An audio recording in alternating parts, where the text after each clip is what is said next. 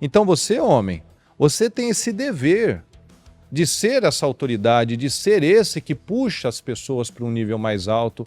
Cabe a você. Deus nos colocou nesse alto nível de responsabilidade, não somente de autoridade. Nós recebemos uma autoridade, mas, obviamente, a nossa responsabilidade é muito maior.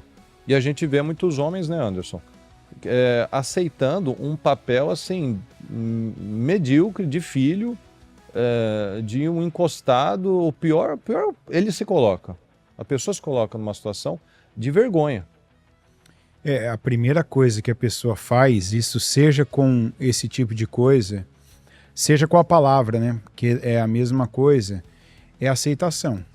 Uhum. A primeira pergunta que a gente precisa, cada um de nós homens, se fazer é: o que eu estou aceitando para a minha vida?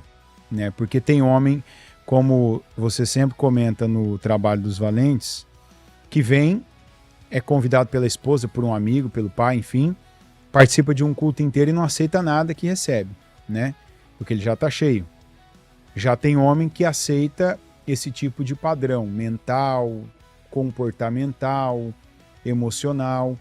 E quem assiste seus cultos, né, como eu, que assisto todos os do mês, no caso, né, lembra de uma coisa que você falou ontem, falou na sexta, falou na quarta, né? Você veja que eu presto atenção, né? E provavelmente eu vou falar hoje ou não? Eu acredito que sim. Né? Eu vou te lembrar, você vai falar agora de novo. Essa é a geração, é a pior geração. Que é ou não é? Fala isso ou não fala? É a pior geração. Não, porque a gente tem que acordar para isso. Isso é vergonhoso. Todos os tempos. Sim, mas é o que você a culpa não é da agora. geração, é a culpa da geração anterior. Sim, mas que não bota a coisa certa, concordo, não tem excelência. É o que você está falando. Exatamente. Você só não falou a frase, mas é que às vezes, por que eu estou falando isso? Não é para pegar no pé, não. É porque, na verdade, às vezes a gente não parou para ver isso ainda.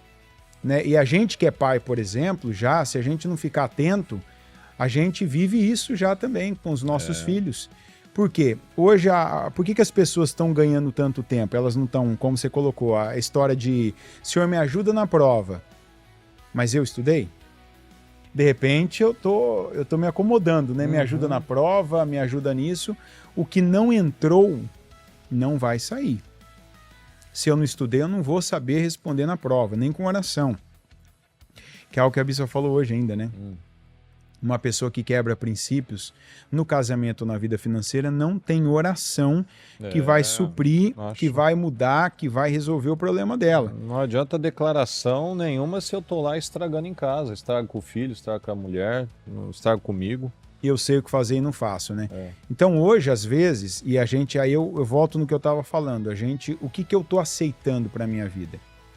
Eu estou aceitando a palavra ou eu estou aceitando esse padrão que vem, que talvez todo mundo à minha volta diz que é normal, é assim mesmo, hoje todo mundo faz assim, todo mundo age desse jeito, todo mundo fala desse jeito, e não.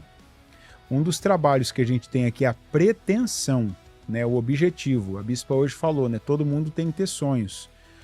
E a gente tem um sonho, né, de formar um exército igual aquele que o próprio Gideão, né, não é por acaso o nome dos 300 valentes, que poucos valham mais do que milhões. Homens que onde eles estiverem, é esse tema de hoje, que ele faça toda a diferença.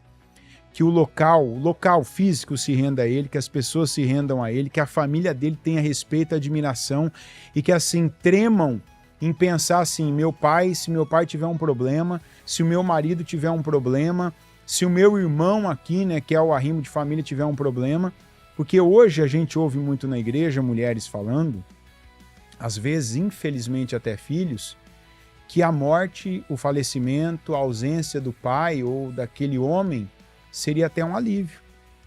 E por que um homem, de repente, não estar em casa seria um alívio? Porque ele não está fazendo diferença para o bem. Ele não está sendo aquele homem que se espera, né? Aquele homem que eu imagino que foi o Moisés para Israel. O povo ficou pranteando ali mais de um mês. Desolado, né? O povo ficou ali mais de um mês e pensando, e agora, como é que vai ser, né? O que a gente vai fazer agora? Quem vai fazer o que esse homem fazia? O Josué deve ter ficado pior, né? Assim, nossa, agora não tem... Moisés, agora só tem o Josué. Com certeza. Com certeza, porque como é que substituiria Moisés? Sim, né? inclusive Realmente é uma deu grande responsabilidade. muito trabalho para substituir um homem como esse.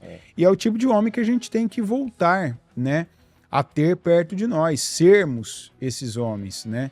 Ser em casa, ser no trabalho, como ele está falando dos detalhes do lugar que você fica, a maneira que você fala, com quem você fala, porque isso também ajuda ou atrapalha,